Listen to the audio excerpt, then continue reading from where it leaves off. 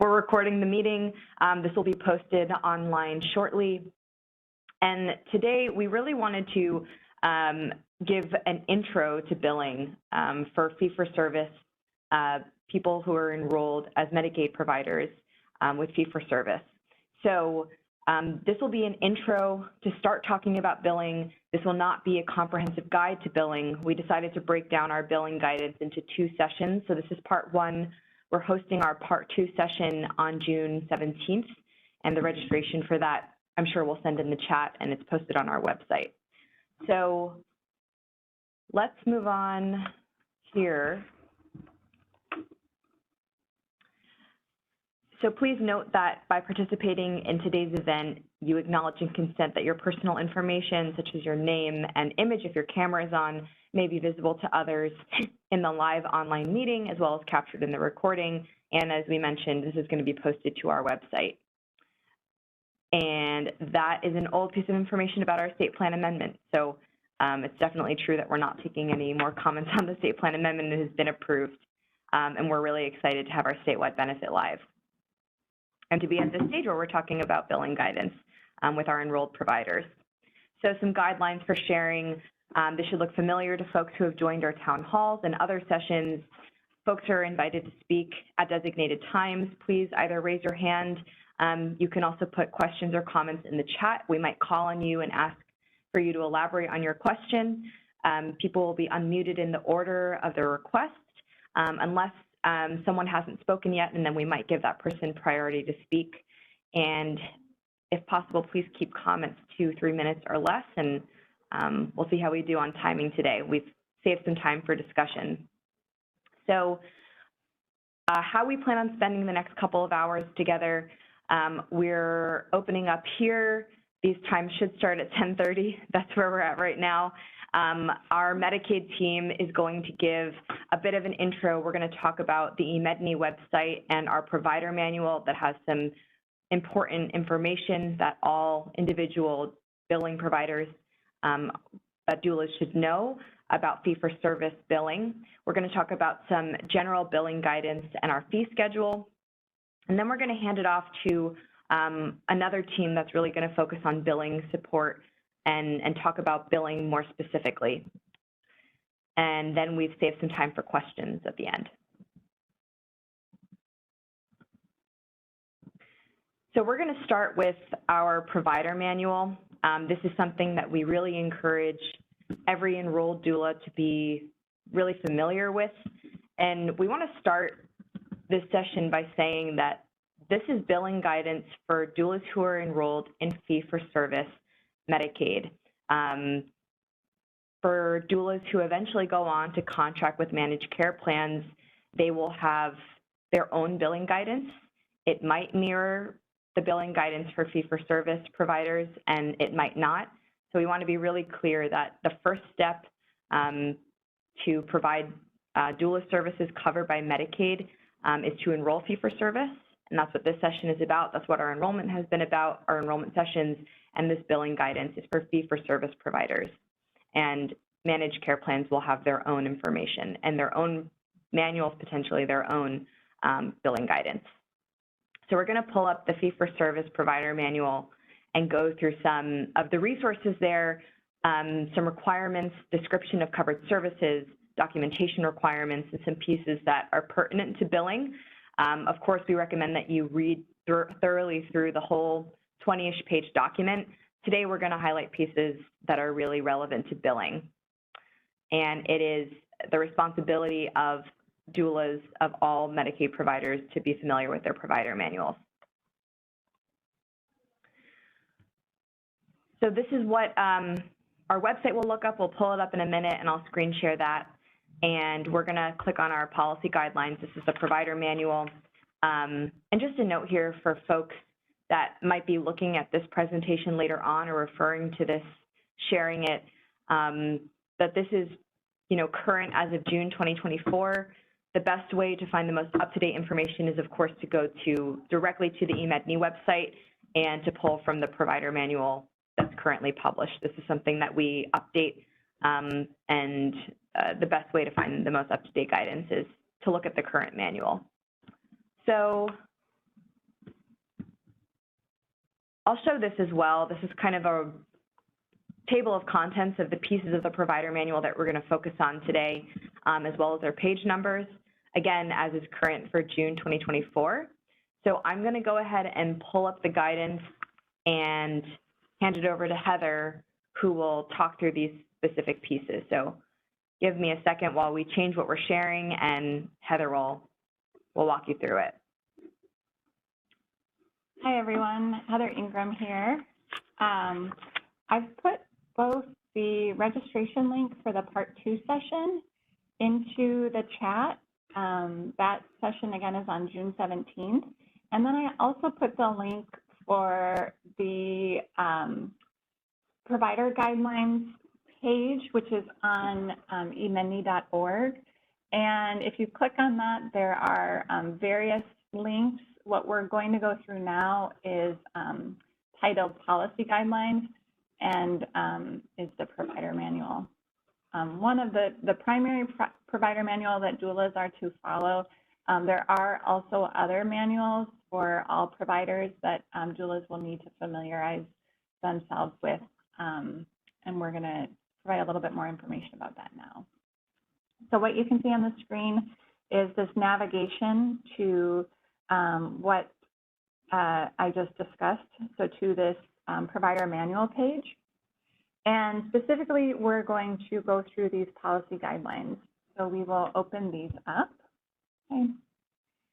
And for those of you who haven't opened this document up, this is the main how-to for doula services for the Medicaid benefit in New York State. So this is only applicable to doulas who choose to enroll in the Medicaid program as Medicaid providers. And we're going to spend our time today focusing primarily on aspects related to billing. However, all doula providers will need to be familiar with and adhere to the guidance in all of this, or in the entirety of the document. So here you can see our table of contents. The first thing we want to draw your attention to is the links and eMedNI contacts.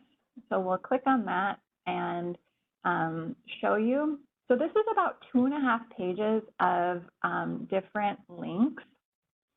So we'll just scroll through that, and then we're going to just highlight a few things that are pertinent specifically to billing. So the first thing at the top is how to subscribe to Medicaid updates. So anytime there's a change to the Medicaid program, there are updates released, and they're released on a monthly basis. And this is pertinent for all Medicaid providers, although much of the guidance won't be relevant to doula providers.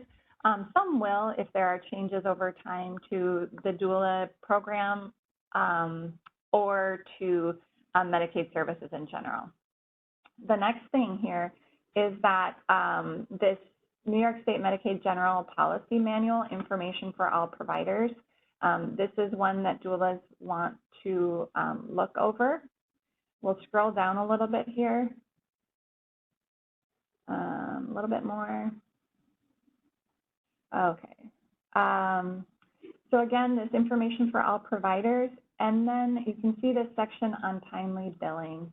So there are a few different things here. So these will walk you through the guidelines for that, and our partners at DATE will go through that information more in depth shortly. So then the next thing we're going to go through in the provider manual, just bear with us for a second as we scroll down, we're going to go through the covered services.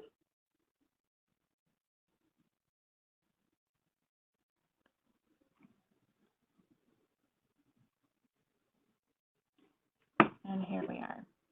So the rest of those pages that we scrolled through are pertinent to the pilot transition, the pilot that ended at the end of February in this year in Erie County, and also enrollment requirements for new doulas. So again, this session is directed towards doulas who are in the process of completing their enrollment process or have already enrolled and want to begin billing, or are already billing and want a refresher. So as you can see here, there's this outline of description of covered services. And this is the outline of services that may be a part of the doula services that are reimbursable. So this is available for you to continue to refer back to. We'll scroll to the next page here.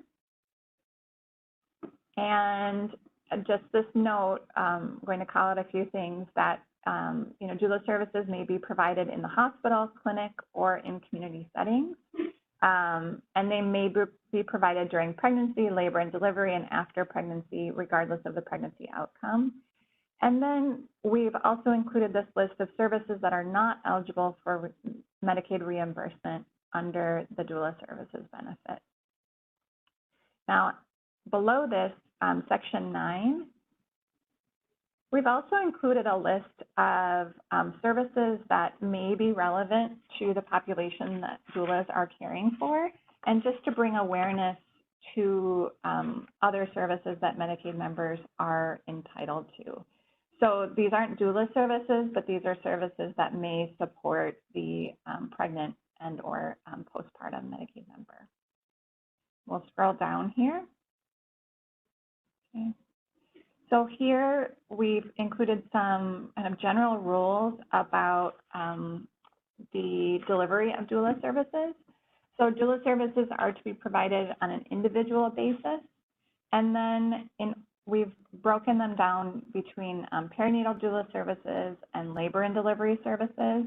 And just note that anytime a reimbursement occurs, it must involve the direct interaction with the Medicaid member, and then it must meet the minimum time frame.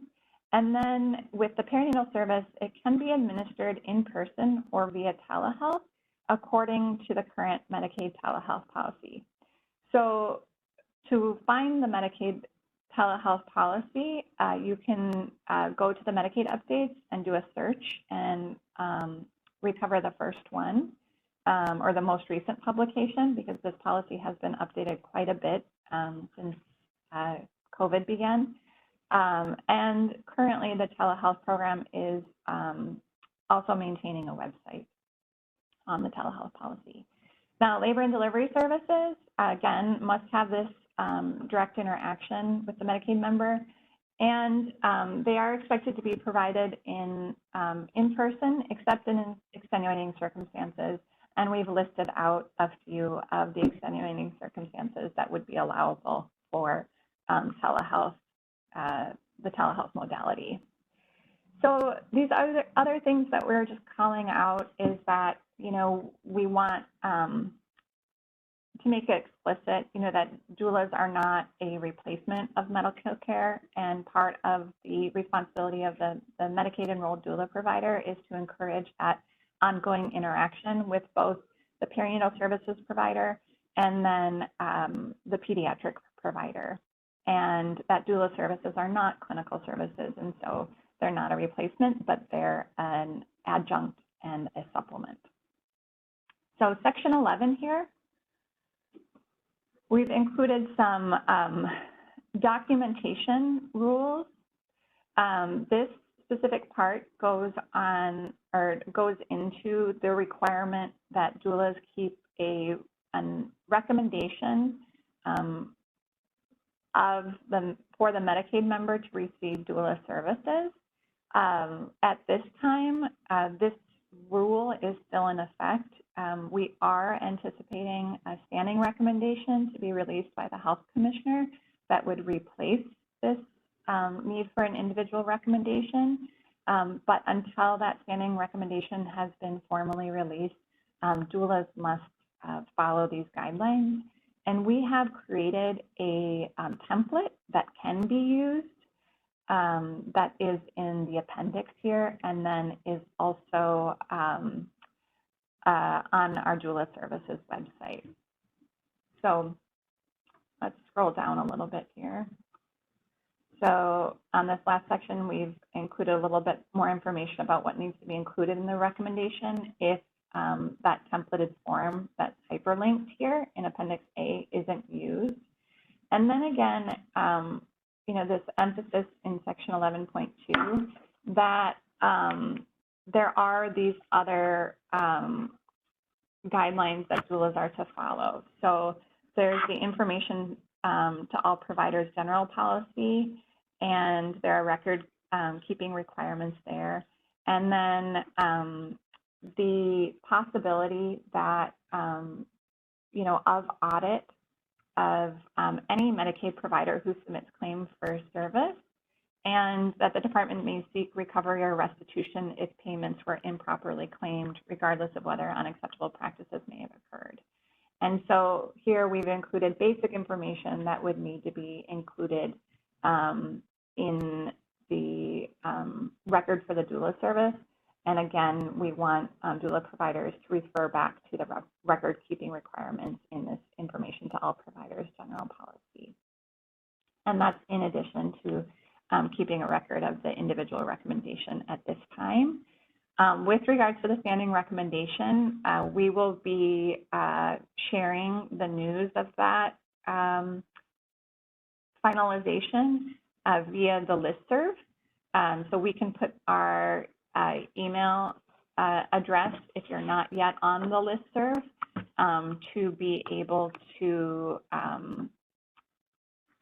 receive that notice directly. And then we will also post that on the Doula Services website. And, you know, one thing is we will try to answer questions that are being put in the chat throughout and that are relevant to what we're discussing. And for ones that aren't, we'll hold off a little bit.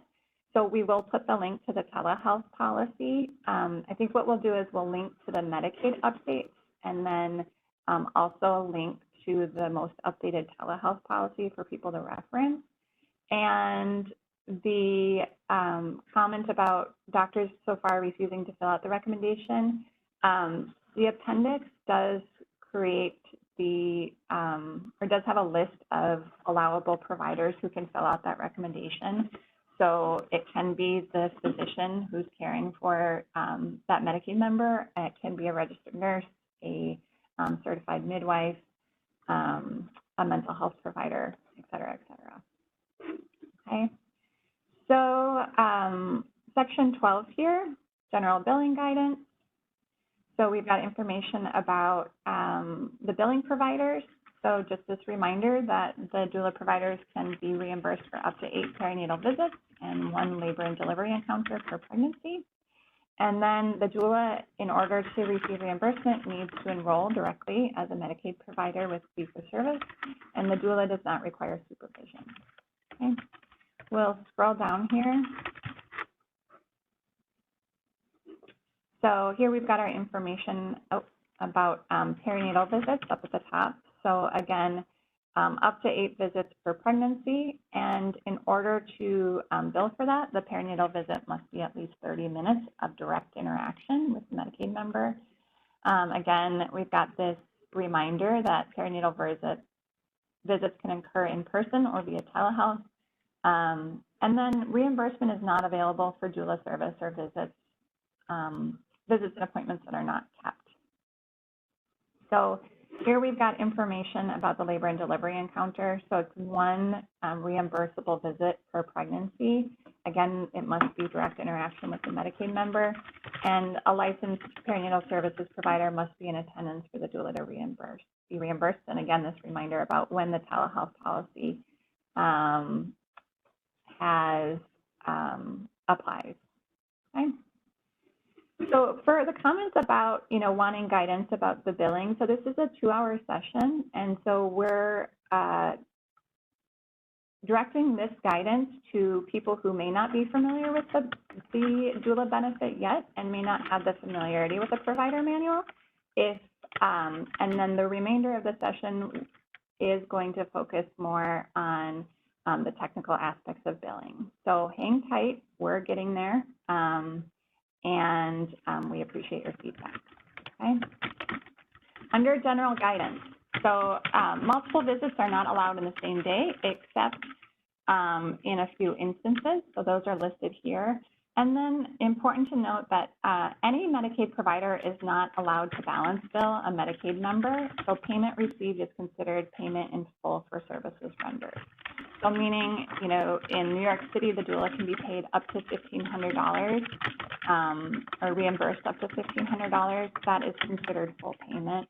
In the rest of the state, it's up to $1,350. Okay. If we scroll down here, we've got our link to or information about the fee schedule. The fee schedule itself is on the eMedNY webpage. Okay. And let's see, we'll scroll down here just to discuss our billing codes here. So again, these are the billing codes for fee-for-service.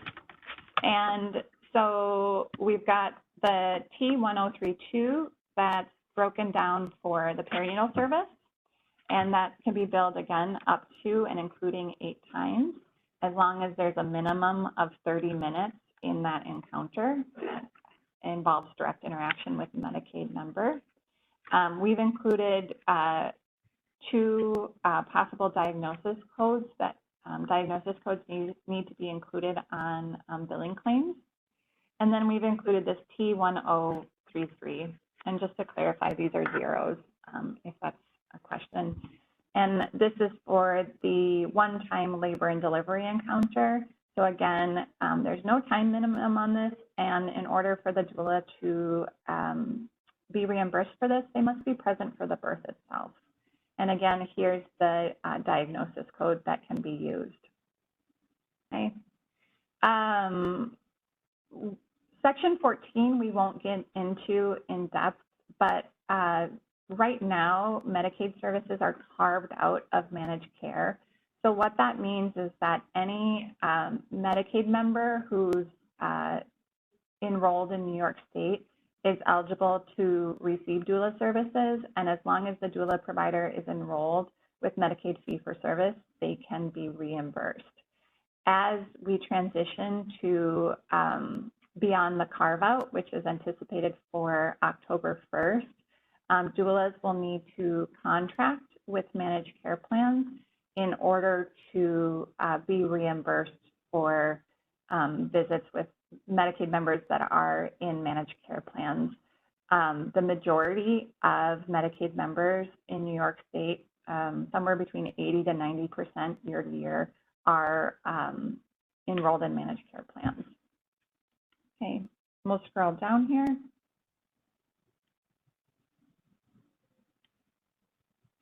So we've got information about language interpretation services, which there is reimbursement available as long as they're provided by a third party. And the Medicaid billing provider will bill Medicaid for the interpreter services and then would be responsible for paying the interpreter for services rendered.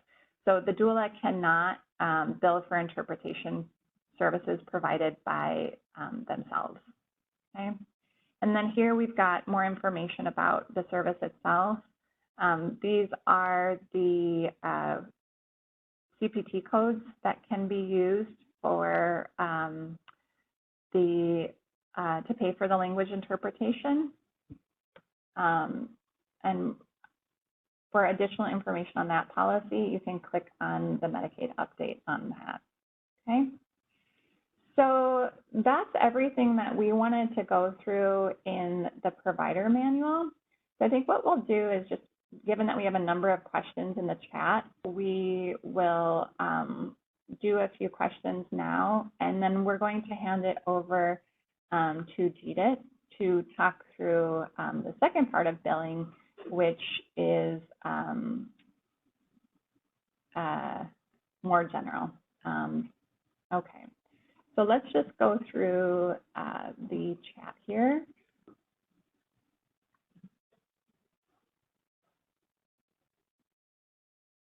All right.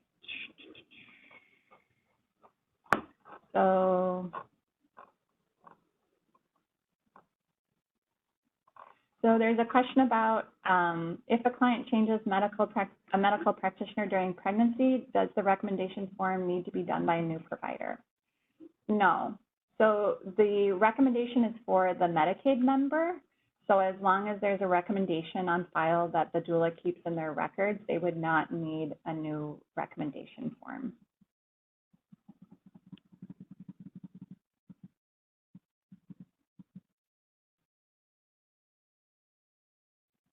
So with regards to the question about if the provider says no, so we've highlighted here on this screen the list of allowable providers who can fill out this recommendation form. So just to read it out loud, since that is small.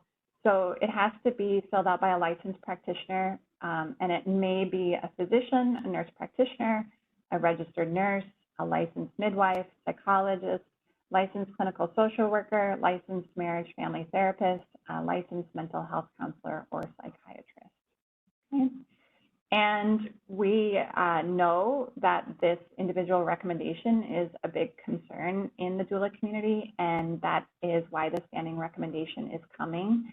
And we hope to be able to provide information on this in the near future. And then we will update the manual accordingly. Okay.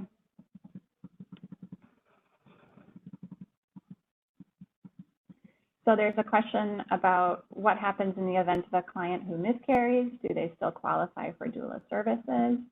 So in the provider manual, it's stated explicitly that individuals are eligible for doula services up to 12 months after the pregnancy ends, regardless of the pregnancy outcome.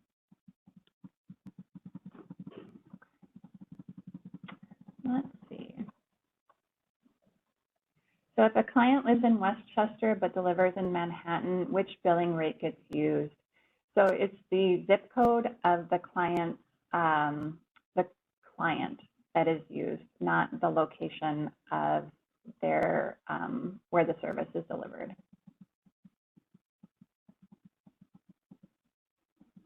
So just seeing the comment now about the feedback. So we will address that. So there's a question about how will we be able to bill for a precipitous birth we are not able to be physically present for, but arrive shortly after the birth and have provided phone support during labor. So if we go back to the screen with the labor and delivery information. So, you know, our team is well-versed in obstetric care. Both Samantha and I collectively have over 15 years of experience in obstetric care, delivering care in different capacities. And so we know that precipitous birth is a real thing. And so if we hover over this bullet point, we can see that the, there, now it's highlighted. So this expectation that the labor and delivery service would be provided in person, except in these extenuating circumstances, including precipitous birth, in which case the current telehealth policy will apply. So that's where it's important to get familiar with the telehealth policy and how you could bill for labor and delivery support in such a circumstance. Okay. Let's see.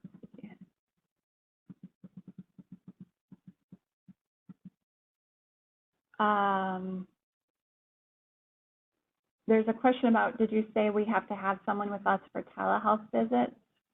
I'm not sure I understand the question. So a telehealth visit, you know, means that the service is not delivered in person. The telehealth policy outlines what kind of services are allowable, whether it's telephonic or via an electronic service. And we put the link in there, and we can put the link in again for the telehealth policy. And with regards to the interpreter services, so the interpreter services need to be delivered by a third party in order to be reimbursed. So that is where an additional person would come into play. So we've got this question about, we have someone who's due late September, but let's say they go over and have the baby in October. How does this work between fee-for-service and managed care? So that's where the managed care carve-out does come into play, and maybe we can just scroll down to that.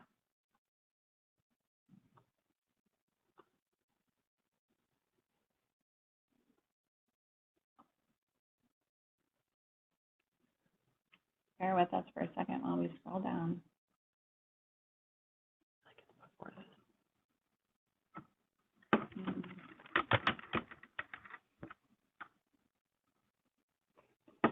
All right. So this is the explicit information about this.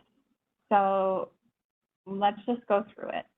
So the doula services are carved out of MMC, which stands for Medicaid Managed Care Plan Benefit, through September 30th of this year. And that Medicaid members who are enrolled in either fee-for-service or Medicaid managed care are eligible for Medicaid coverage of doula services during and after the MMC carve-out. So FFS stands for fee-for-service. So here it's got this guidance about the how to approach doula services during the carve-out. So again, through September 30th. So all doula services are to be billed for fee-for-service, even for members who are enrolled in a managed care plan. And doula services will only be reimbursed when provided by doulas that have enrolled as Medicaid providers with New York State. So during this carve-out time, so Medicaid enrolled doulas who elect to contract with Medicaid managed care plans may negotiate or renegotiate these contracts in preparation for reimbursement of eligible doula services. For dates of service on and after October 1st, a doula who has a contract with a Medicaid managed care plan will be reimbursed by that plan for all eligible services. Okay. And so then again, this emphasis that effective October 1, they're added to the Medicaid managed care benefit package. Okay. So after the carve-out has ended, so October 1st, 2024 and after. So this really goes into the question that's being asked. So if a Medicaid managed care member is receiving services prior to October 1, 2024, Medicaid managed care plans are required to cover the doula services and continue the Medicaid fee-for-service equivalent until 12 months after the end of the pregnancy, regardless of the pregnancy outcome. That's only if services have been initiated prior to October 1. On and after October 1, the doula is required to begin billing the Medicaid managed care members plan for those dates of service. And the Medicaid managed care plan is required to ensure continuity of care for these services for their members, even if the doula is not contracted with the Medicaid managed care plan as of October 1st. Again, we put this note in here that this only applies if the Medicaid managed care member was receiving services from the billing doula prior to October 1. So just to talk through a common scenario in the doula world, right, where doulas have a partner or a backup. So if one doula starts services before October 1st, and then another doula comes on board after October 1st, this would not apply to that doula. So if you're in a situation where you have a partnership or there's a likelihood that you wouldn't be present, let's say for the birth, then you would want to make sure that all doulas who are involved with care have billed prior to October 1st for that client. To wrap this section up, so the plan will reimburse no less than the fee-for-service equivalent until 12 months after the end of the pregnancy, regardless of the pregnancy outcome. Okay. And then here we've got this last bullet point about if the Medicaid managed care member has not received services. So what happens then? The doula, in order to be reimbursed, needs to be enrolled as a fee-for-service provider, and the doula needs to be contracted with that individual's Medicaid managed care plan in which that member is enrolled, and the doula would bill the Medicaid managed care plan. Okay.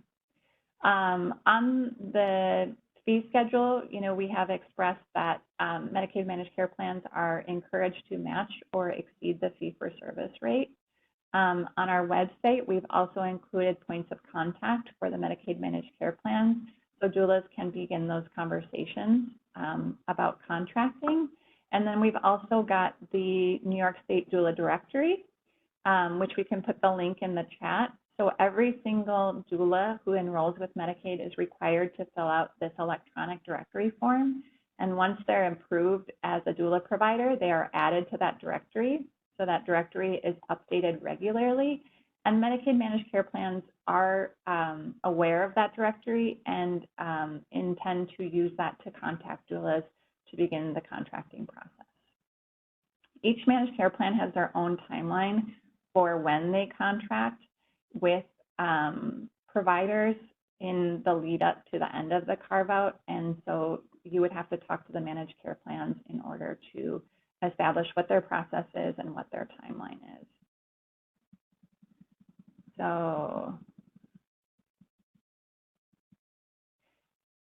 with regards to the backup doula, hopefully we addressed that here. The Medicaid member is eligible for a total of 8 perinatal visits. And that is, can be delivered by multiple doulas. Okay. So with regards to this question about having a client due at the end of this month, and she got her paperwork done, and we had 1 prenatal visit, most of her visits will be postpartum. Is that okay? So this benefit specifies that the perinatal service can be delivered either in the pregnancy period or after the pregnancy ends, again, regardless of the outcome, so anticipating that it will be postpartum, but allowing for the eventuality for some Medicaid members that it's not. And so it's up to the doula and the Medicaid member to decide what's the best distribution of those visits. So the total is up to 8 across the pregnancy and post-pregnancy period. We do encourage doulas that are coming on later in the pregnancy or in the postpartum to ensure that there's still eligibility for postpartum visits. And that will be a conversation with the client. So we've got another question about, can postpartum doulas that do not attend births use this program? So yes, as long as doulas who meet the enrollment requirements, either through the training pathway or the work experience pathway, can enroll as providers, and services could be delivered only in the postpartum period, if that is what the Medicaid member so wishes. So I think we just addressed this other question about postpartum visits.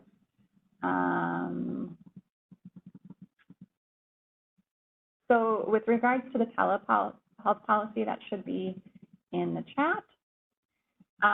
Hopefully we've answered this question about how to contract with Medicaid managed care plans or how to find information. So with regards to this question about if a client has Medicaid as a secondary insurance, are we able to bill it without extra hoops? We're going to hold that question and have our partners at GDIT answer that one. And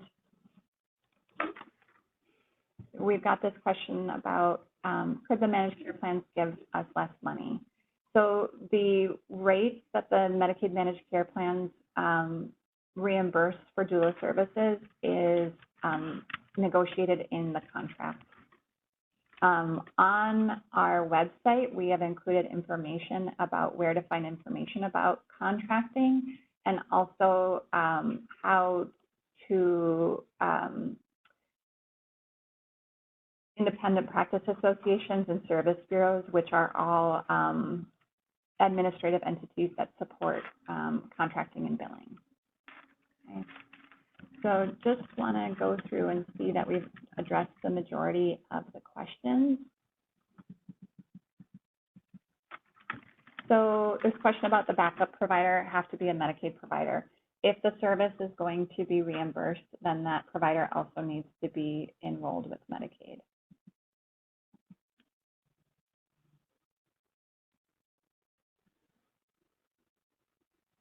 So if the pregnancy is ended the miscarriage or abortion would not be billed as the delivery. Let's hold that question for a minute. So with the question from Terry Wong about how do we check how many visits may have been done by another doula, we're going to hold that question also just because some of it will be addressed by the our billing partners. So I think we've gotten through the majority of the questions, and let's go back to the slide deck, and we are going to move through these slides. The next number of slides are just a repeat of the information, so we're going to skip over them and just jump to the billing guidelines, and then we are going to mute ourselves and turn it over to our partners here.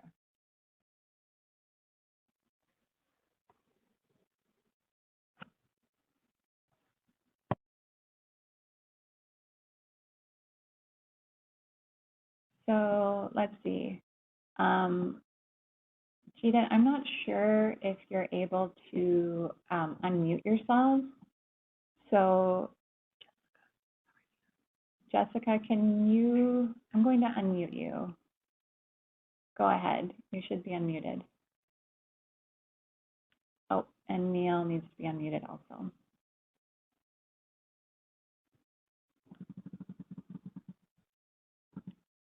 Okay, so Neil and There we go. Yep. Okay. Hi. Good morning, Heather. Neil Aaron here. Yes, hi, good morning, everybody. What we're going to do here, my name is Neil Aaron. I'm one of the provider outreach trainers for GDIT eMedNY. We're the fiscal agent for New York State's Medicaid program.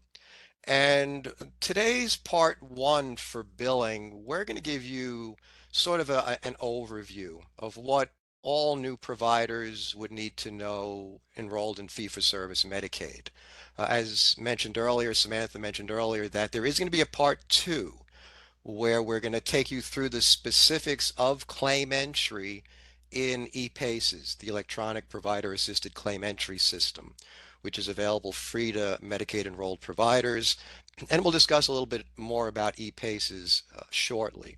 All right, so we're going to go through some billing guidance, going to include a little bit about the partners, who's who in Medicaid, a little bit about checking member eligibility, claim submission information, not how to actually submit those claims. Again, we're going to discuss that more in detail on part two on June 17th, but just some overview about what's needed to submit claims, a little bit about timely billing, and then some additional resources. All right. So, Samantha, were you going to be forwarding the slides, or did you want me to share the deck from this end?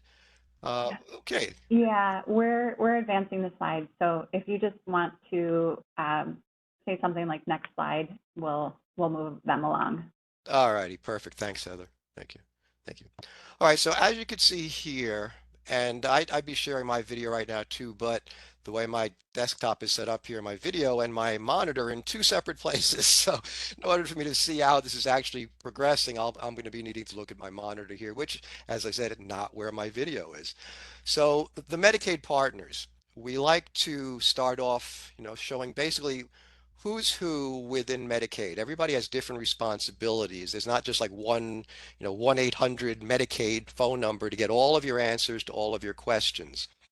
So we like to break down for you right off the top what we call the Medicaid partners. And you can see them listed here, and we'll go through actually all of them over the next few slides. So if we can go to the next slide, we'll start with the New York State Department of Health, or the Department of Health DOH.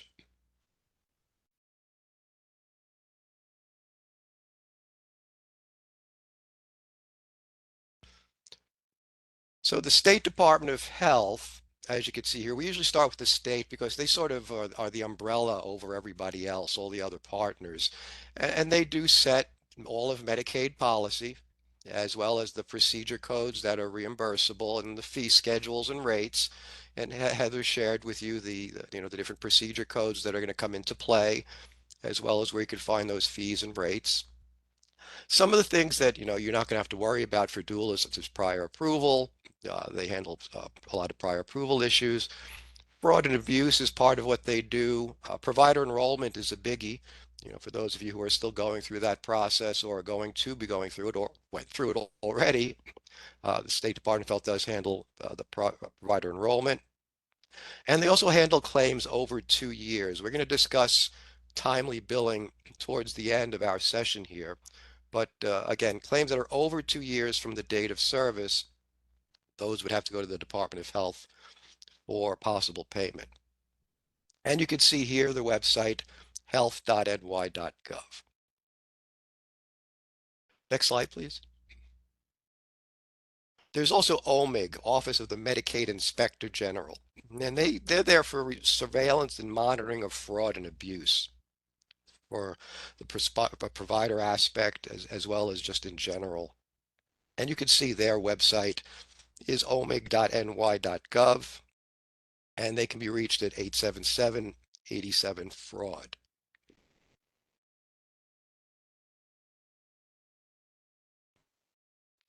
Next up, we have General Dynamics, or GDIT, which is the company that I work for, and several of my colleagues on today's call as well work for. And as I said, we're the fiscal agent for the Medicaid program. Our responsibilities would include processing of your Medicaid claims. All of your provider manuals are posted on the emedney.org website. We would be issuing your remittance statements. Those are your summaries of the claims that you've submitted, as well as your checks, your reimbursement, be it through electronic funds transfer or through some providers still get paper checks.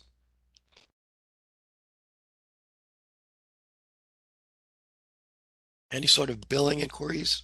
Sorry, I'm losing my voice here a little bit, so I might have to be asking one of my colleagues to kick in too for a little bit, but we're also responsible for billing inquiries and guidelines, provider training, either with the state like we do here. We also have our own training calendar for webinars. We'll also take care of the ePaces system and provider enrollment maintenance. So if you have to make changes to your enrollment, we could work with you on that. You can see our contact information, the 800-343-9000 for the eMedney call center, and the eMedney website at emedney.org.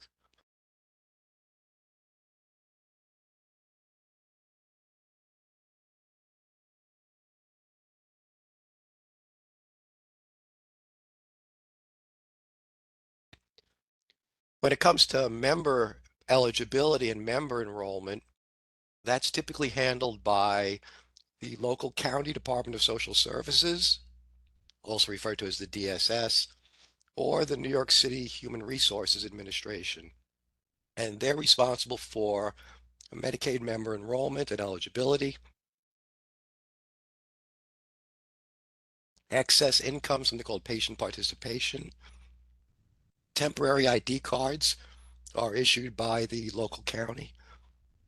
Some prior approvals, but that's handled by usually different organizations at this point.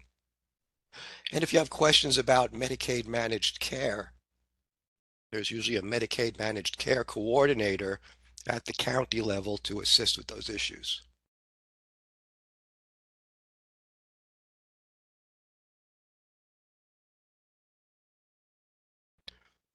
We also have the New York State of Health, which is also referred to as the Health Benefit Exchange or the Healthcare Marketplace, and that was created by the Affordable Care Act.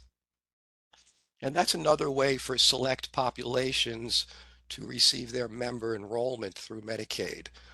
And you would know if somebody received their member enrollment if they see an H78 in the county code field when you check eligibility.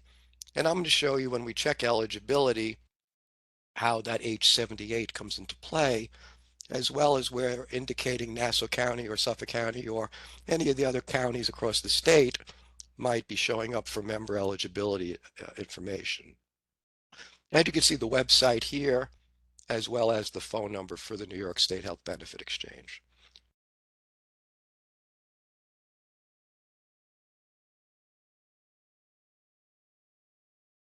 And as Heather mentioned, there are the managed care Medicaid plans, which currently services are carved out through October at this point, but you will have to contract with the managed care plans in order for you to bill for your services once the plans are covered for the scope of benefits, including doula services. And you can see here the other things that the managed care plans are responsible for.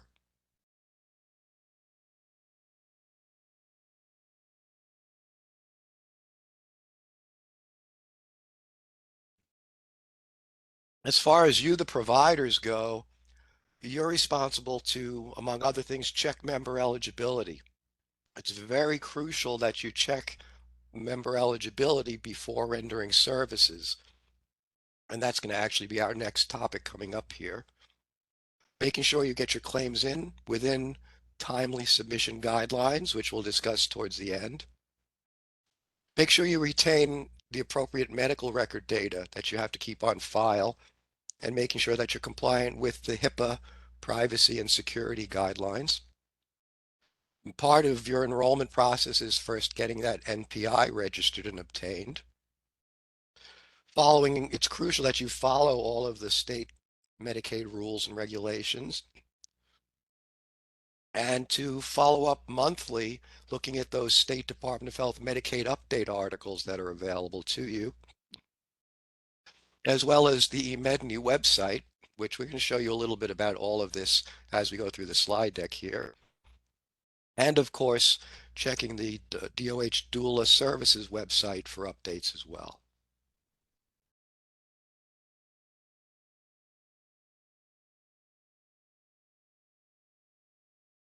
So a little bit about member eligibility. There are several types of Medicaid benefit cards that are available that members might present. You can see a couple of them here. Typically, there's the permanent plastic photo card, the plastic non-photo card, the replacement paper card, and then there's an actual form, a temporary Medicaid authorization form that's typically issued by the local Department of Social Services.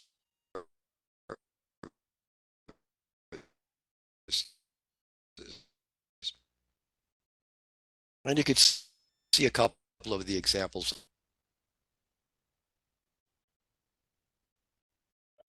Neil, can you repeat what you just said? You're a little garbled.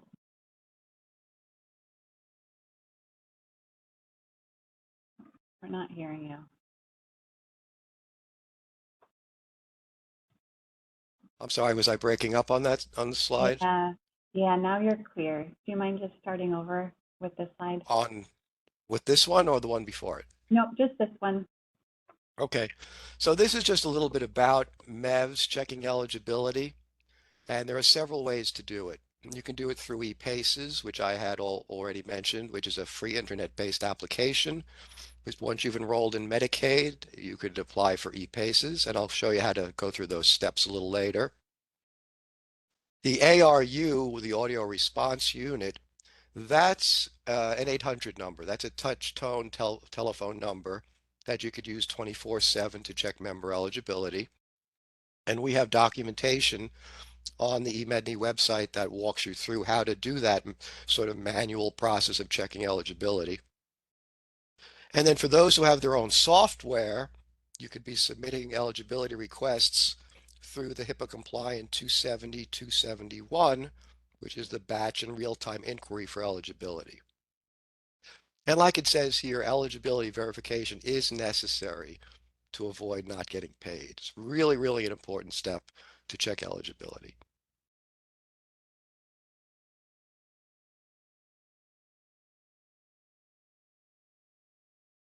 Now, when you determine a member's eligibility, one of the crucial aspects is whether or not this individual has fee-for-service Medicaid, which we're discussing today, or if they're enrolled in a Medicaid managed care plan, which is going to really become crucial once that happens in October.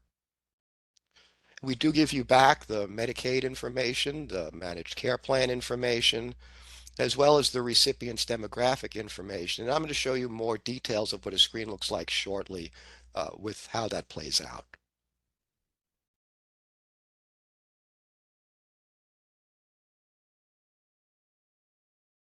So here's where you could find the MEVS, the Medicaid Eligibility Provider Manual, on the emedney.org website. So if you go to where it says Provider Manuals, and there's a little bit of a drop down, you'll see MEVS and supplemental documentation. And there's a PDF document, which is circled there, which is the MEVS document. And that's going to show you pretty much everything you need to know about checking member eligibility, as well as the responses that you're going to get regarding that member's eligibility. And if we go to the next slide, you'll see the table of contents of that manual. And it explains the benefit cards. It explains how to check eligibility through that ARU over the telephone.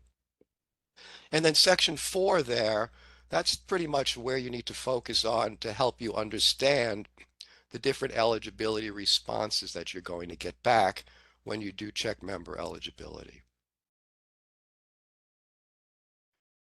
Now, when you check eligibility through ePaces, this is an example of an eligibility request. Now, if you look on the left side of that screen, you'll see where the claims features are located at the top. Then the second set of features down, they say eligibility request and response. So it's a two-step process. It's done in real time, though. So when you check the request, step 1, you're going to either give us the member's ID number on the left side where it says client ID. And that in New York State Medicaid is always 2 letters, 5 numbers, and 1 letter.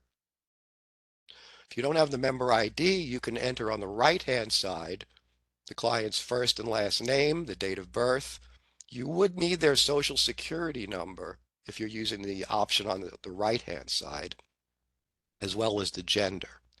But it's always best to try to enter the system through using the client ID. You then have to give us a date of service, and the system automatically defaults to today's current date of service. But you could check a date in the past, going back up to 2 years.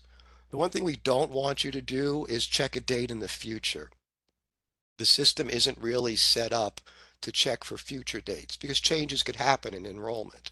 So let it default to today's date, or like I said, you could choose a date in history. As far as the service types go, there's a lengthy list of service types, but for ease of use, we usually recommend you just let it default to 30 health benefit plan coverage, as you see on the screen, and then just click the Submit button on the bottom right. Then once you click Submit, you're then going to go to the second option under eligibility, which says Responses. So if we go to the next slide, you're going to see a series of sample responses. First one being here, not MA eligible. So that very first box gives you back the client's demographic information that I had mentioned on the earlier slide. So you'll see you'll have the client's Medicaid ID number, the 2 letters, 5 numbers, and 1 letter, the gender, their date of birth, their anniversary date and recertification month with when they enrolled in Medicaid, their county of fiscal responsibility, which in this case it shows Nassau. So if there was an eligibility issue, you would more than likely want to reach out to the local county Department of Social Services or the New York City Human Resource Administration to figure out what's going on with this member's eligibility. You'll see the date of service, and then on the right-hand side, the member's name. Probably won't see the Social Security number unless you asked for it by Social Security number. Then the member's address. Then there's also an office code. Now, if you remember on the earlier slide, I said if you see an office code of H78, that means the member got their membership or their eligibility through the New York State of Health or the Health Benefit Exchange. So if you see that H78 and there is a member eligibility issue, you would want to reach out to the Health Benefit Exchange to try to work out those member eligibility issues. The office code is also used for New York City members. So for the Human Resources Administration in New York City's 5 boroughs, each of those offices have their own unique office codes. And those codes would show up here to let you, the provider, know which of the New York City 5 boroughs offices of the HRA this individual received their benefits from. If the office code is blank, as it is here, more than likely you would then go back to where it says county and reach out to that local county Department of Social Services. And we do have all of the county Department of Social Services addresses available to you on the eMedNY website, as well as the HRA office codes. That's in the MEVS manual too. So this example here of not MA eligible would be the perfect reason why you might have to contact the county DSS, the HRA, the Health Benefit Exchange, because this member is not eligible for Medicaid benefits on the date that we checked. So if you were to try to submit a claim for that date of service, more than likely this claim would deny for that member not being eligible on the date of service. If we would go to the next slide, you'll see another example here. Now this example shows MA eligible. So this is the one that you're looking for. This individual is eligible for Medicaid. So for all intents and purposes, you were to do your billing, this claim, as far as an eligibility perspective goes, should be fine. Now it does list certain covered services on the left side of that column, but that's not the entire scope of benefits. It's only a handful of them. So if you don't see doula listed there, but you do see the MA eligible, then that should be fine as far as the eligibility piece goes. You'll also see there are certain copays involved for certain services within New York State Medicaid, but doula is not one of them. The next example, we do have one more for you, and that's the eligible PCP response. So on the next slide, you'll see eligible PCP. Now, eligible PCP is going to be an important response for you once the carve out is done with managed care, because this is your sort of red flag warning that this member does have Medicaid, but they have what's called a PCP, a prepaid capitation plan. And you'll see now there's a third box, and there is the name of that Medicaid managed care plan. So this goes to what Heather was mentioning earlier and Samantha, where comes the time when the managed care plans are in play. I think that target date right now is October 1st. You would then have to be enrolling in these managed care plans, the managed care Medicaid plans, participating in those plans, and then following their guidelines and submitting the claims through them. So if you were to get this, let's say argument's sake, it's October-ish, and you get an eligible PCP response like this, and this individual has United Healthcare of New York, well, that's possibly the plan that you might have to be billing and contacting. So it's very important that you understand the different types of responses that we give you back, not only when it comes to Medicaid and managed care Medicaid, but we could also let you know of other insurance that could be involved. So it's very important. Medicaid, and I know there was a question earlier about how you're going to be handling other insurance, and that's something that we're still going to have to work on as far as a policy point of view goes. There's going to be definitely places to enter other payers on your claim should that happen. Medicaid in general is always the payer of last resort. So for other provider types, and we'll just go with them at this point, and it's going to apply here, I'm sure too, to a certain extent, but Medicaid is always the payer of last resort. And I know there was a brief question about, well, how do we handle other insurance and other payers? And that's a conversation that we're going to have to continue with the State Department of Health, because different providers are currently handling it in different ways. And we'll have to see how the state wants the doulas to handle when there's other primary insurance involved, or whether the other payers are paying part of it, or not covering the scope of benefits at all. So we'll be getting back to you in combination with the state on how to proceed with that. Alrighty, next slide, please.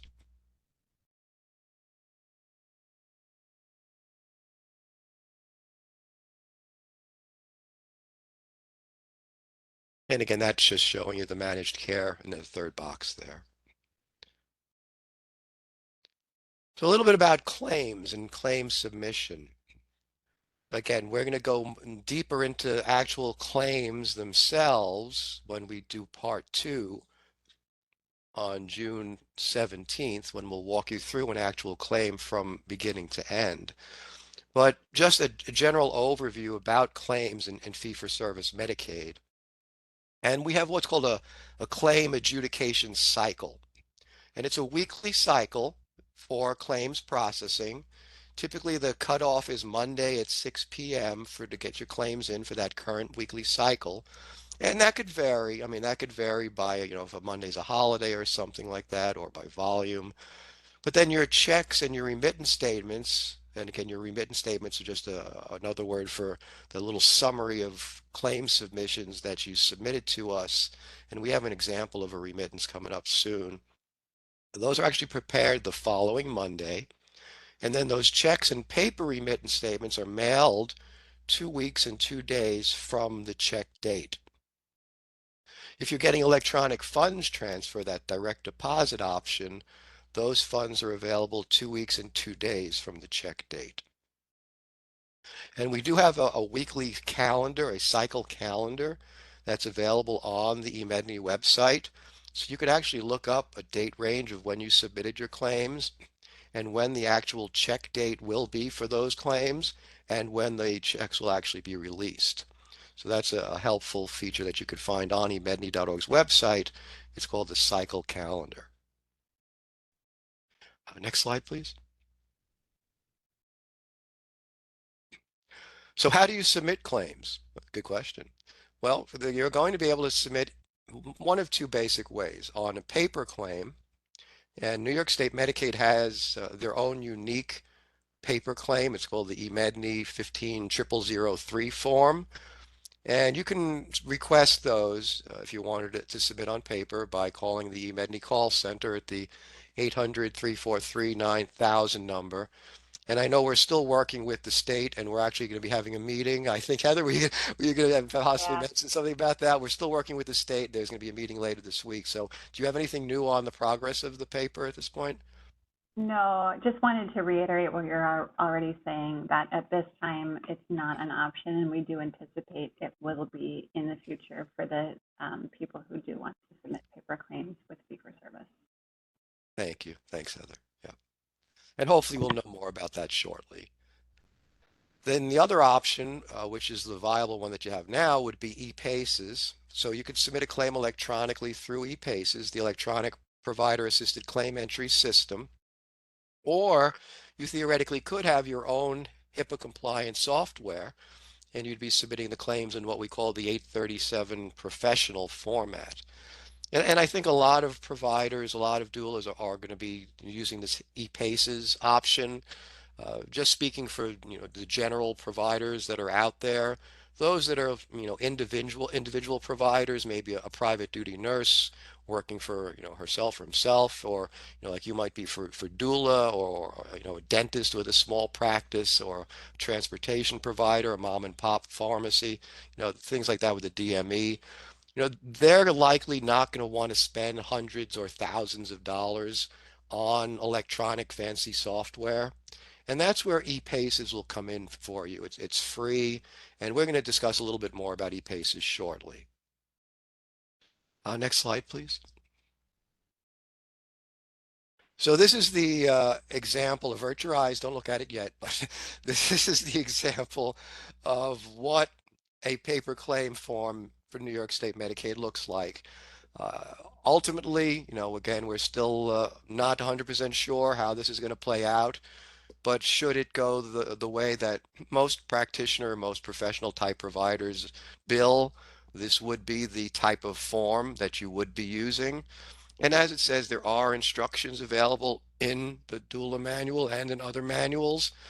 And once this does play out, there's also more than likely going to be not just general field by field instructions, which are currently posted, but even maybe a little bit more specific as to where your, doula specific procedure codes would go, or those Z diagnosis codes, things like that Heather had mentioned earlier. But this is an example of what that form would look like. And we'll cross that bridge when we get there, once we get the okay on how to proceed on the paper.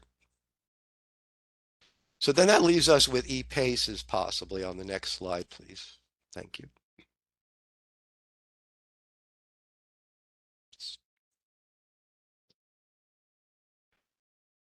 So ePaces, and this is the home screen for ePaces, and I think we have a couple of bullets if you wanted to scroll through that'll animate as we go through it. It is a free option for providers once enrolled in New York State Medicaid. You can submit your claims through ePaces. You could check member eligibility through ePaces. You can check the status of your claims in ePaces. So again, it's an excellent way for providers to submit claims electronically for free. Don't have to worry about any sort of fees or payments additional that you can do. You'll do this all on your own. And this is what our team at eMedNY, at GDIT, we train on. So we offer many of the types of training, and we are going to be having the first ePaces for Doula, as we said, on June 17th, which the enrollment is open. You can go ahead, and the link has already been put in the chat, I believe, earlier. You can also get the link on the emedny.org website on our training calendar. And I believe it's also posted on the state's doula services page as well.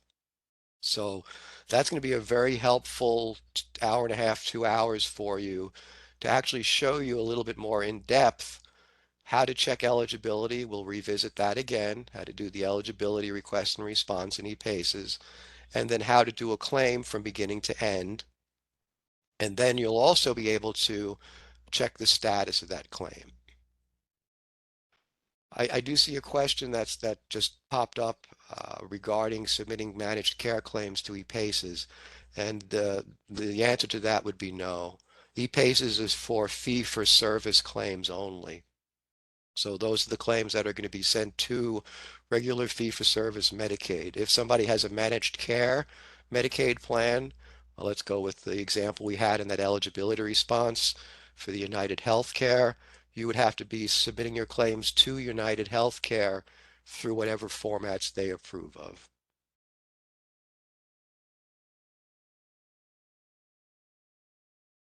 So I believe, yep, so here we have a free web-based application, just a couple of highlights that I already mentioned, checking eligibility, submitting your claims, checking the claim status.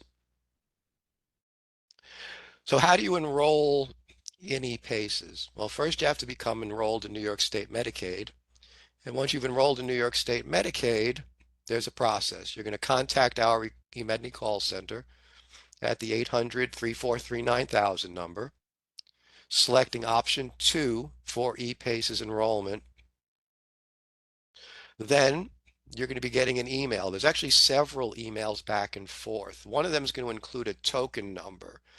And then you're going to be asked to reply to the email as instructed. You have to be very careful how it's worded, and this will all be explained to you. And then you'll be instructed to activate your account by going to emedny.org/enroll. And when you go to emedny.org/enroll, as you'll see on the next slide, there's going to be a couple of fields that you're going to have to populate. And we're going to be asking you for your NPI and that token that we gave you back in one of those emails. You're going to check the box indicating that you've read and agreed to Medicaid's confidentiality rules and regulations. Click agree and log in, and then you'll be on your way to activating yourself for ePaces. So there's a little bit involved, but again, the eMedNY help desk, the GDIT help desk is there to assist you throughout this process. This is just a real quick how to go about doing it. So when the time comes, you'll know what the next steps are. And then we're here at GDIT at eMedNY to work with you further.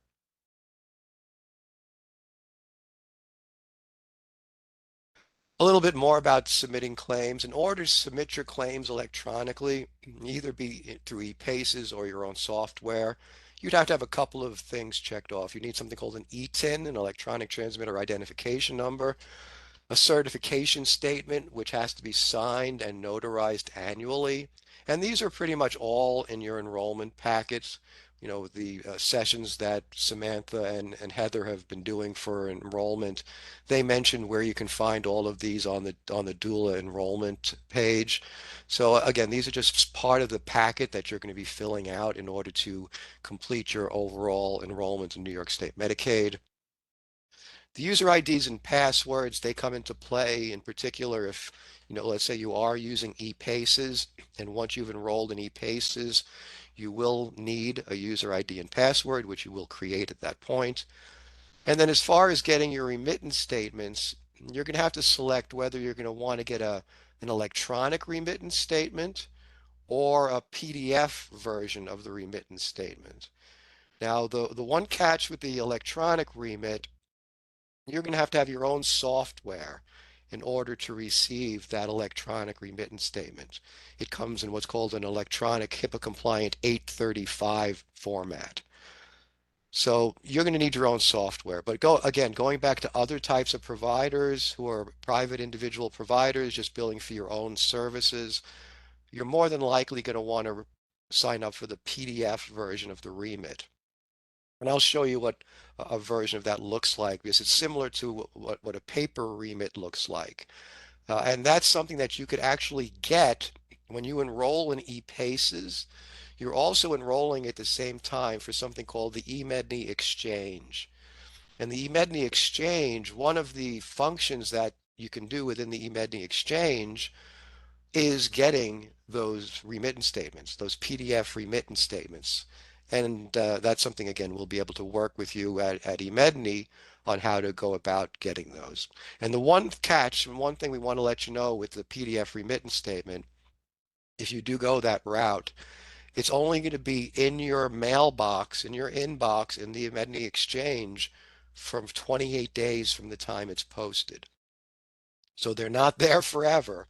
We get rid of them after 28 days. So it's important that if you are picking up those remittance statements through the exchange, that you're popping in there every so often, or at least once every 28 days, to pick up those remittance statements, and then you can either save them to your computer or print out a hard copy, whatever you'd like to do.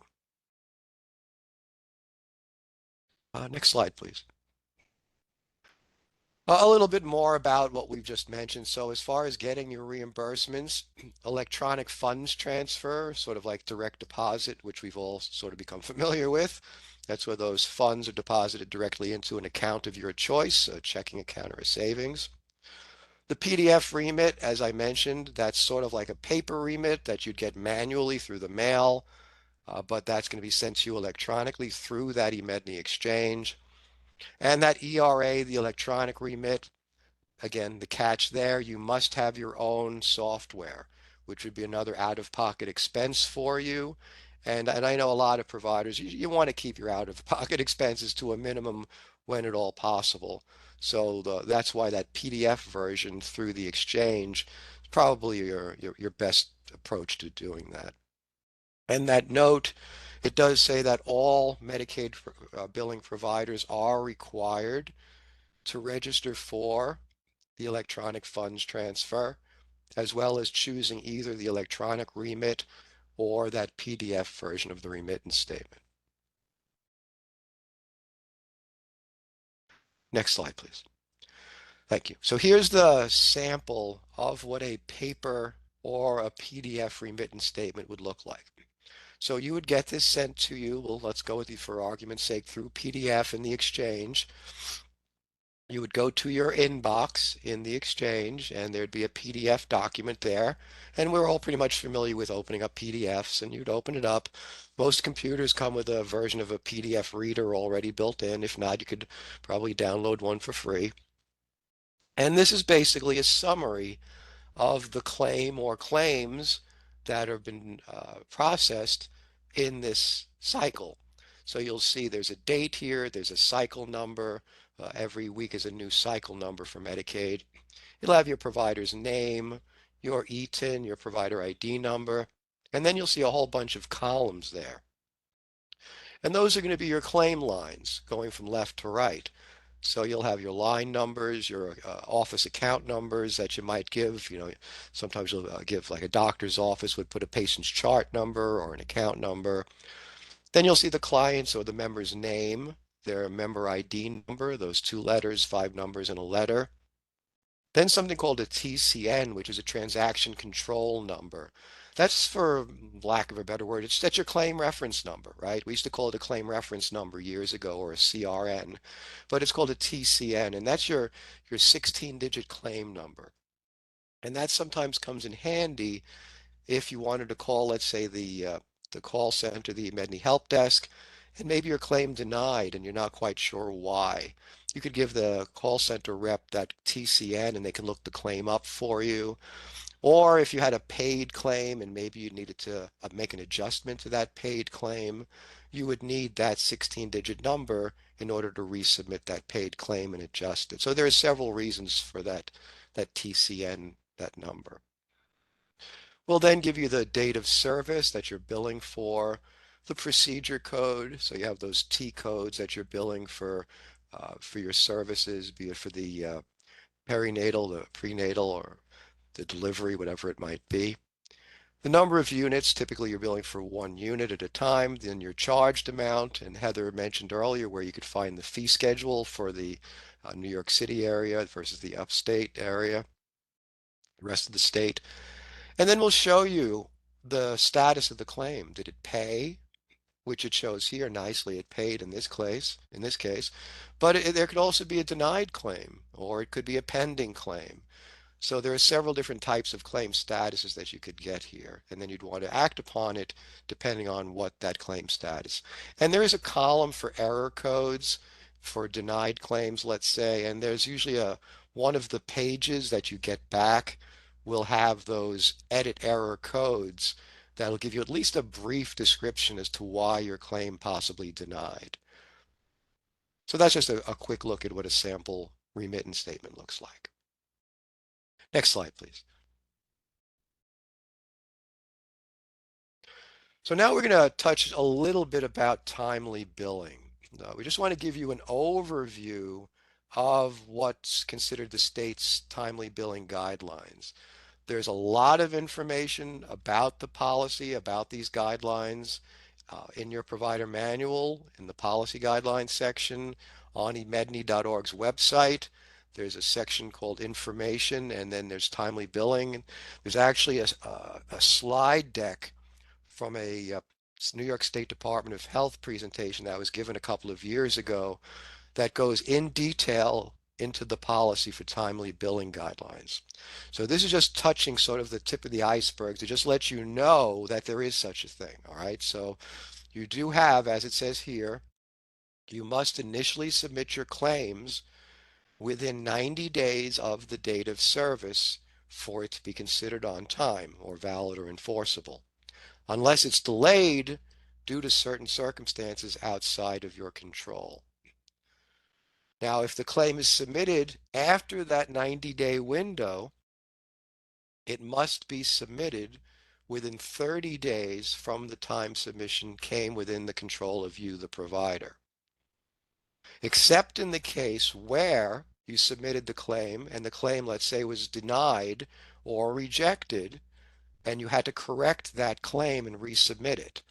That could be done within 60 days of the time that you were notified of that denied or rejected claim. So to sum up this slide, the main takeaway from this one is you have 90 days from the date of service to get your claim submitted into New York State Medicaid for it to be considered on time. So now the next slide continues with a few more points on it. So if you have paid claims that need to be corrected, as I mentioned earlier when I said about the TCN and having to possibly correct or adjust a previously paid claim, you would have to resubmit those claims as adjustments within 60 days of when you were notified or when you realized that that claim was paid incorrectly.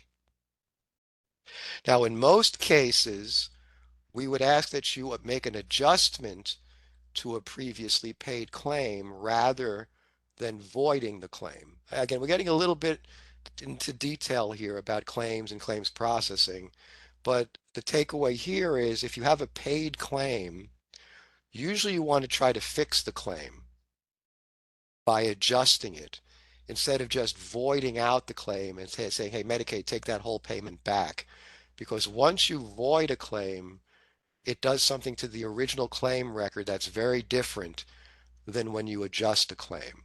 That's why we usually recommend adjusting a previously paid claim.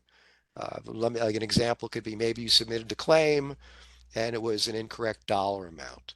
Providers will do that. That'll happen. And we paid it for the incorrect dollar amount. Then you realized after you got the payment, well, actually, it should have been a different dollar amount. So then that's an example of an adjustment to a previously paid claim that didn't pay for, again, the right dollar amount. And then it says claims not correctly resubmitted within 60 days or continuing not to be payable after your second attempt or your second resubmission are also not considered payable. All right, so you really want to be careful. And we have a lot of help, as does the state. I mean, I know Heather and Samantha and their team are there for you.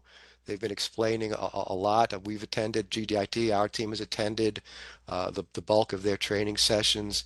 So there's a lot of help that you're going to have either through the state directly and the DOH team there, as well as through eMedNY's GDIT team for provider outreach and training.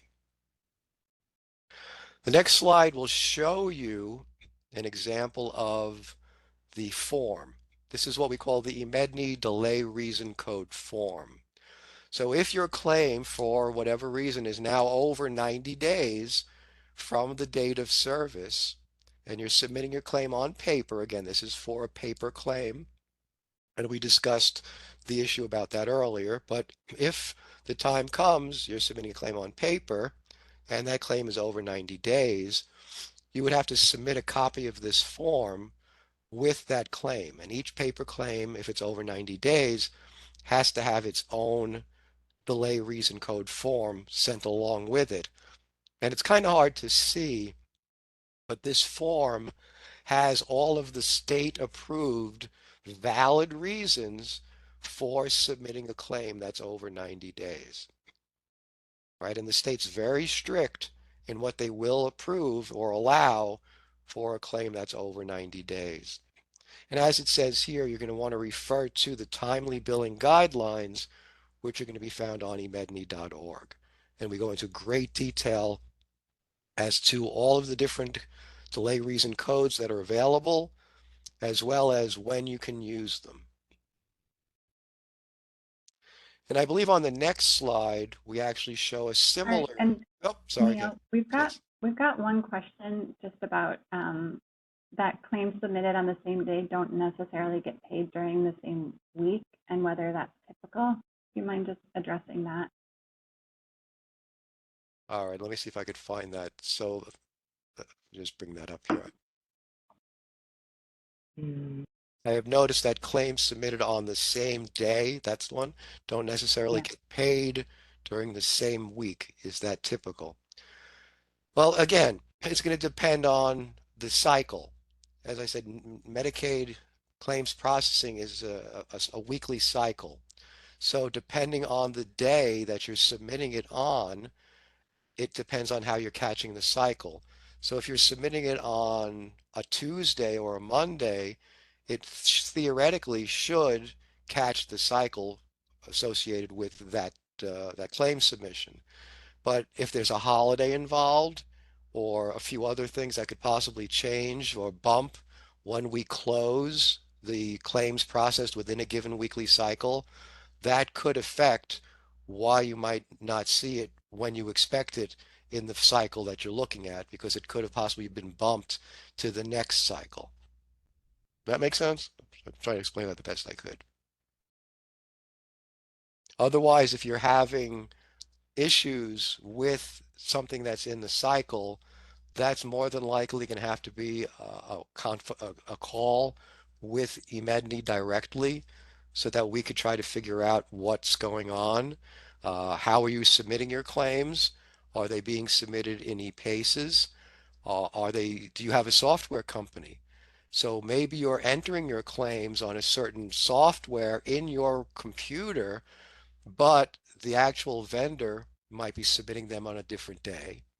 If it's in ePaces, again, this is not something that I can or we can give you a general answer. That's a very specific scenario that you're running into. And you're going to have to possibly speak with the eMedNY call center at the 800-343-9000 and express your concerns where you might not be seeing them. But again, there are holds involved too.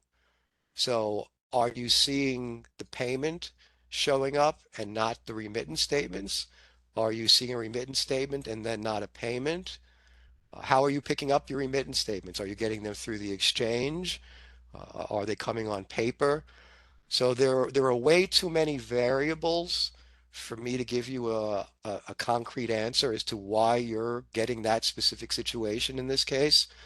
So again, the best I could offer you in a forum like this would be for you to contact the eMedNY call center at the 800-343-9000, give them your provider ID number, and if you have examples of claims, you can certainly give them examples and possibly ask how come I'm not seeing these show up when I'm expecting them to be same day within the same cycle.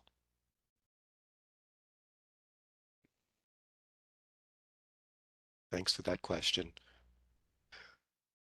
So this is just one more slide on timely claim submission. And for those who are submitting electronically, there are numeric codes. So if you are submitting a professional claim through ePaces as a doula and your claim is over 90 days, these are the numeric HIPAA compliant delay reason codes 1 through 15.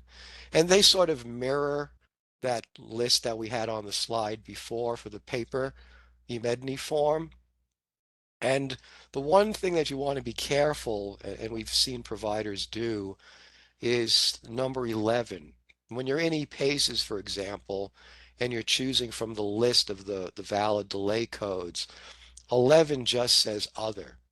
And we've seen where providers think that, well, if it's 11, it just says other, that means I could just put that for anything.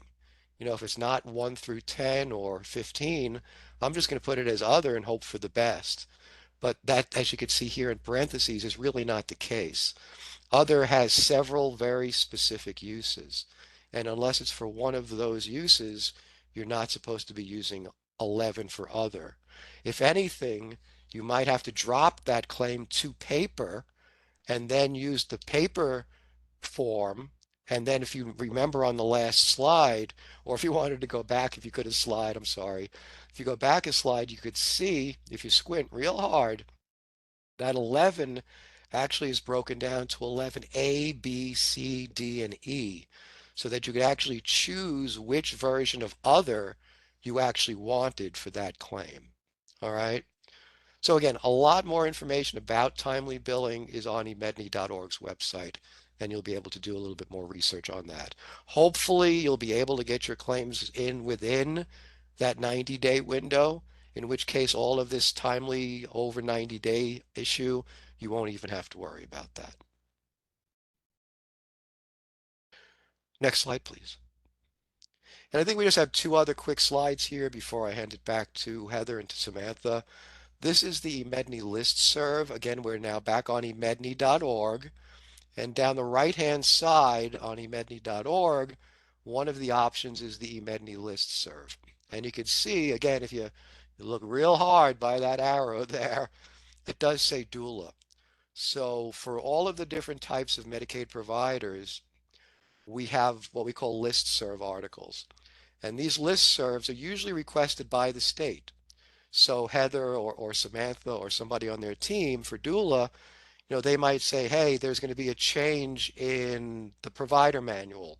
Or, hey, we finally got the whole paper thing figured out and as of such and such a date. Or don't forget, October 1st is actually going to be the date for managed care to kick in. So anything that happens that's really major, the state can request that eMedNY send out a listserv to providers.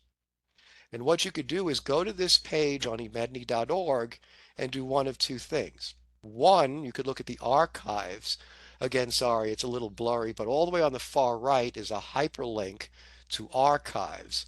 And that's going to show you all of the different listserv articles and topics that have come out on, let's say, your given topic of doula. The other thing you could do from this page, and it's cut off at the bottom, but if you scroll all the way down, what you're going to want to do is you see it actually says subscribe. So you would go to where the red arrow is, where it says doula, follow that across, and then there's a subscribe box. There's actually two boxes, subscribe, and then there's an unsubscribe. But you would want to subscribe to the eMedNY listserv for doula. And then when you scroll down to the bottom of this page, it's going to ask for your email address, and then you'll just enter in your email address twice, click You're Not a Robot, and then you're going to be added to our eMedNY listserv. So that anytime something happens, in particular for doula, if that's the one you subscribe to, which would make sense, of course, then you'd get an email saying, hey, by the way, something important just happened for doula that we think you need to know about. You would also want to sign up. If you look at the top, you'll notice that their overview of categories includes general eMedNY related issues as well as ePACES. So if you're going to be using ePACES to do your doula billing, you're going to also want to check to subscribe for ePACES. This way, whenever there are ePACES related issues or listservs, you'll get emails related to ePACES, or again, the first one for general Medicaid updates. So it's a really great way for you to stay on top of changes that are going to be occurring or that will occur in Medicaid through the eMedNY listserv.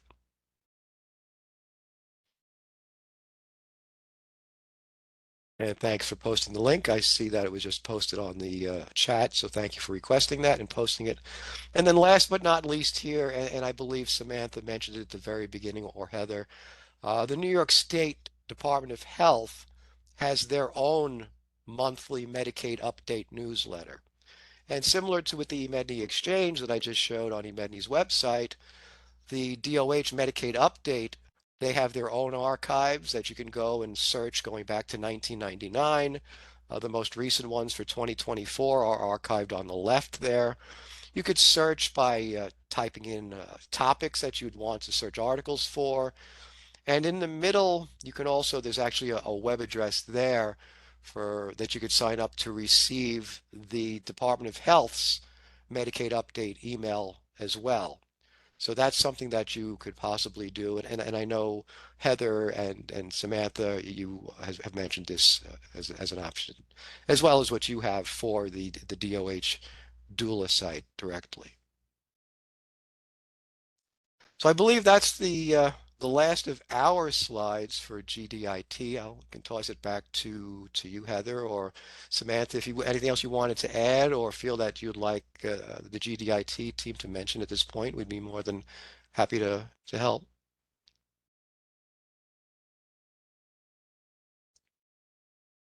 Oh, that's a new one. You snuck Hi. one in, you snuck one in on me. We snuck one in. This is a slide that we created. We just wanted it to be clear. Thank you so much, Neil, for going through all of that. And, you know, our team has been working together with the GDIT team to put together this billing session. And we know that we've been offering a lot of one-on-one support with enrollment. And naturally, as more doulas are getting enrolled and have individual questions with billing, some of those are getting directed to the doula pilot listserv, or in those one-on-one sessions, they'll come up in our town hall. So we just wanted to make it very clear that Heather and I are not billing experts, and we cannot support, you know, individual questions about claims. And so if people have specific questions about billing, what's allowed, how to fill out a claim, I mean, we do recommend that people sign up for that June 17th session.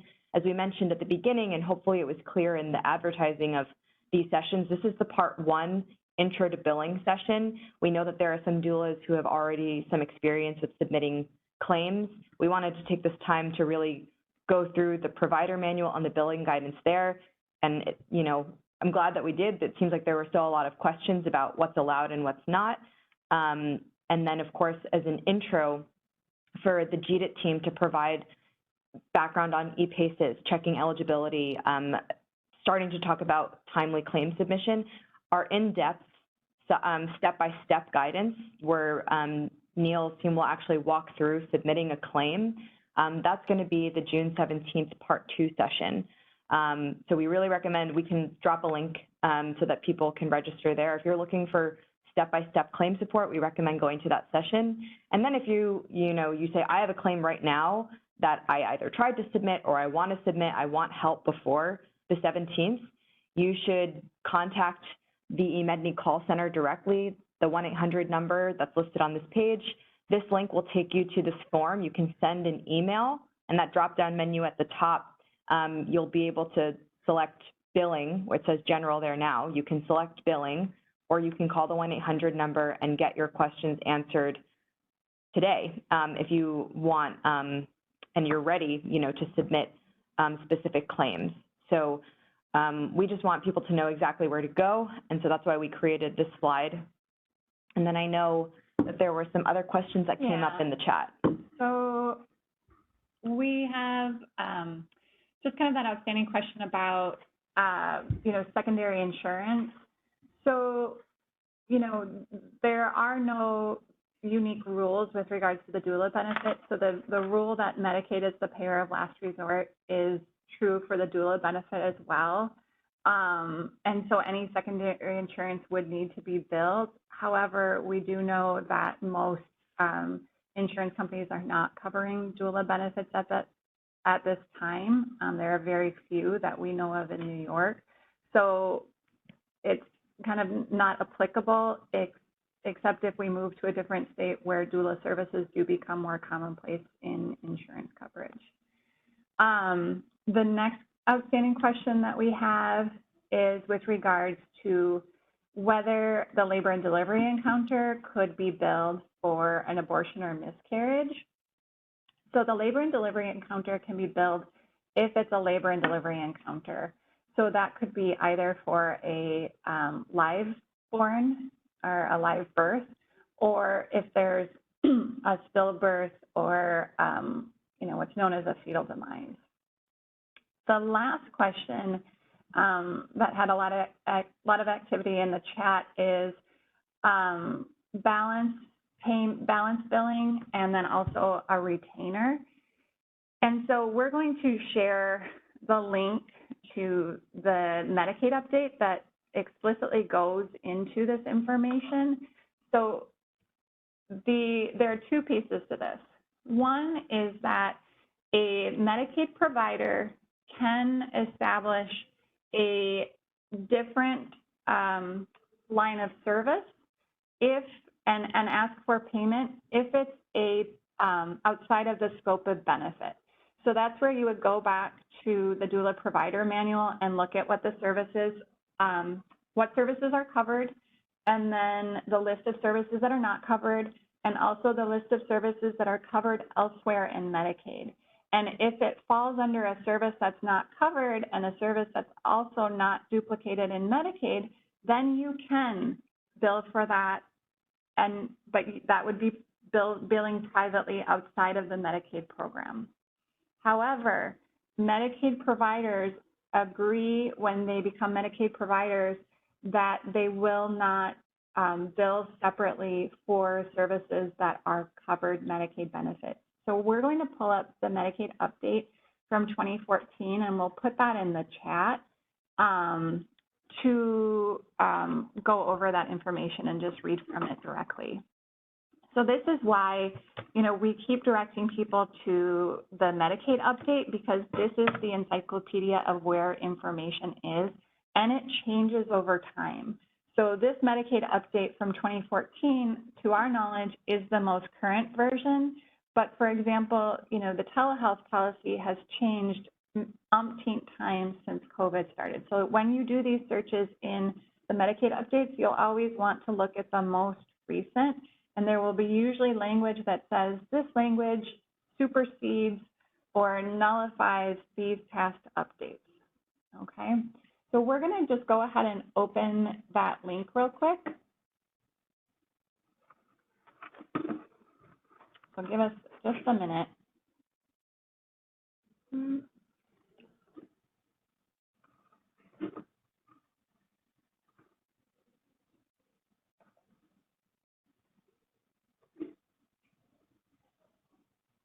Okay, so again, this is that Medicaid update from February 2014. So this first paragraph is just noting who this is applicable towards, and doulas are individual practitioners. And the second paragraph we're going to highlight here just to really emphasize what we're talking about. So by enrolling in the Medicaid program, a provider agrees to accept payment under the Medicaid program as payment in full for services rendered. And then the second sentence is also important. A provider may not make a private pay agreement with a beneficiary to accept a Medicaid fee for a particular covered service and then provide a different upgraded service. And then it goes into, charging the beneficiary the difference, or in addition to then billing the Medicaid for the covered service. It is unacceptable practice to knowingly demand or collect any reimbursement in addition to claims made under the Medicaid program, except where permitted by law. So the second bullet also, the provider is prohibited from requesting any monetary compensation from the beneficiary or their responsible relative except for any applicable Medicaid copayment. And there is no copayment for doula services.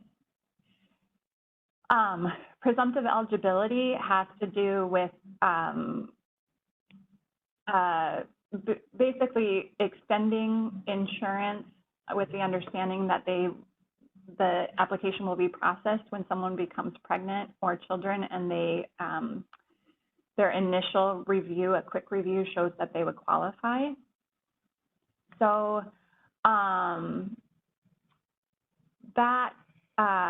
we won't go into this further. I think this information is very clear. And, we do recognize that by doulas choosing to enter the Medicaid program, there are a different set of rules. And that's true for every single Medicaid provider that chooses to enter into the Medicaid program. I think those are the big questions. I see these comments about, specific services. So again, let's pull up the provider manual and we'll just reference these sections. And this is where the doula is going to need to look at the provider manual and look at what's, under the covered services, look at what's not explicitly covered, and then look at what is also covered in different sections of the Medicaid program. So let's go through that, and then I think Neil has an additional comment on a question. So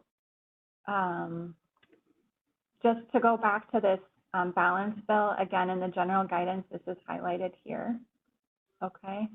And then we're going to just zoom out and go back to the covered service, which is on page 11. Okay. Can you zoom out just slightly? Okay. So section 8, description of covered services. So this list of what may be included, and those are reimbursable services. Okay. And then below this, on page 12, we've got more information about this. And then here again, we've got this list of services that are not eligible for Medicaid reimbursement. So there is a question about, group services or group classes or postpartum bundles.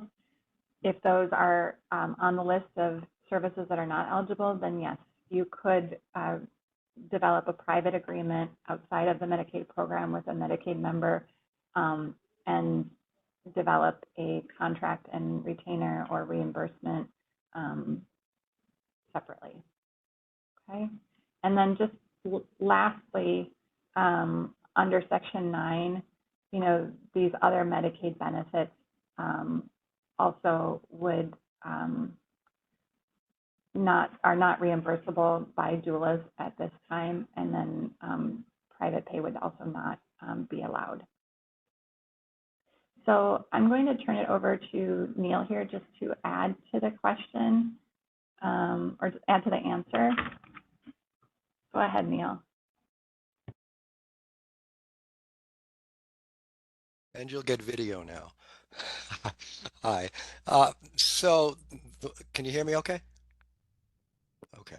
So I had noticed there was a question about we still need to use e-PACEs for MCOs are active, or will we check eligibility with MCO? I know I sort of went out there and said managed care billing is not through e-PACEs. But ePaces is still a good tool for you to check member eligibility.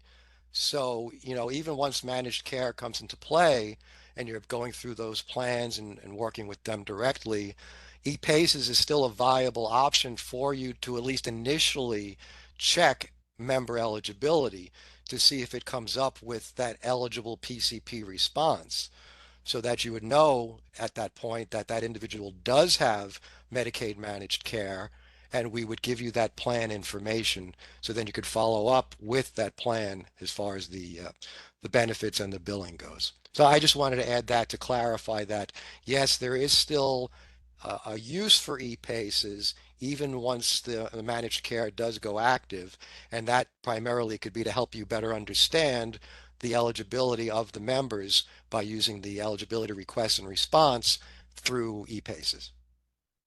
So I hope that may have cleared that up a little. Yeah. Thanks, Thank Heather. you. Mhm. Thanks.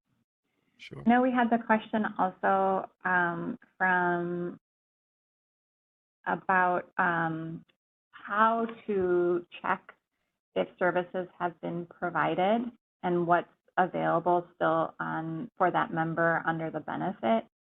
And to our knowledge, unfortunately, there's not a way outside of having a conversation with the Medicaid member and then having a conversation with the other doulas or doula who may have provided service already. Okay. We have a question. Well, we have a few slides. So we'll go through our last slides and then we'll see if we can't answer the remaining few questions before we close.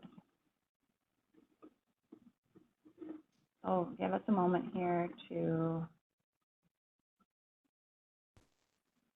and while Samantha's doing that, I'm just going to repeat the answer that we provided about Medicaid being the payer of last resort. So if a client has other insurance with other services, you would bill that insurance. However, we know that most insurance programs are not covering doula services at this time. And there is guidance, I believe, in some of the documents that we've referenced that talk about how to verify this. And in terms of what may be asked of the doula to verify that there's not coverage, we can ask if GDIT can provide information on that. So I'm going to hand it back over to Samantha here to go through our last few slides.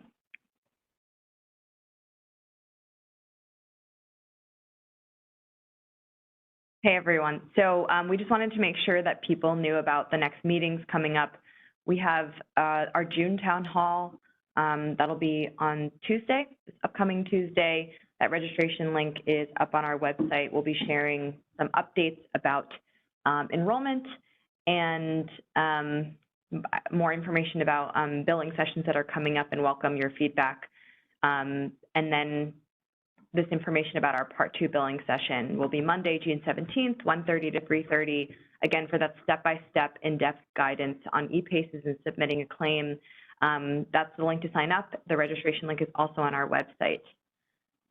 And as always, if you're not on our listserv, we mentioned it a couple of times, that's where we'll be posting our latest updates. So please subscribe if you haven't done so already, and more information about where to find information about the doula services benefit more generally and enrollment.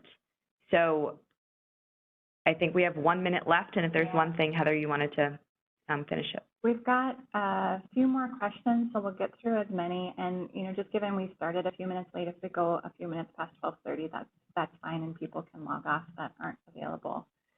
So just another question about, balance billing and retainers. So hopefully providing that Medicaid update offered clarifying language, and the language in the Doula Services Provider Manual is also clear.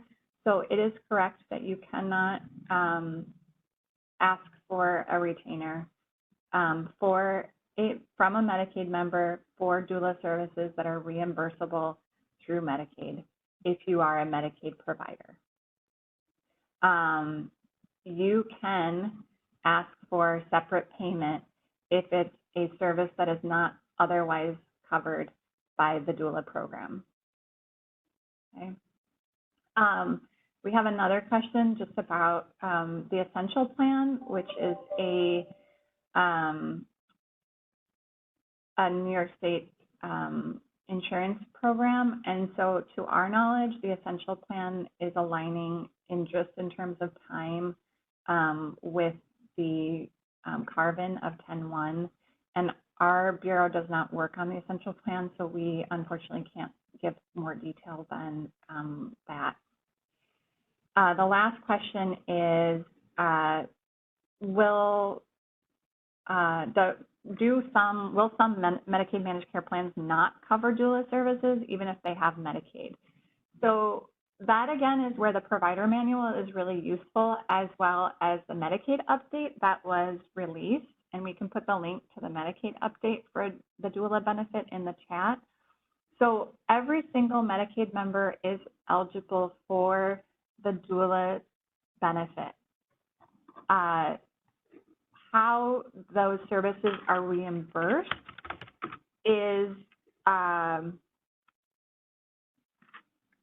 different during this carved out period versus the carve-in.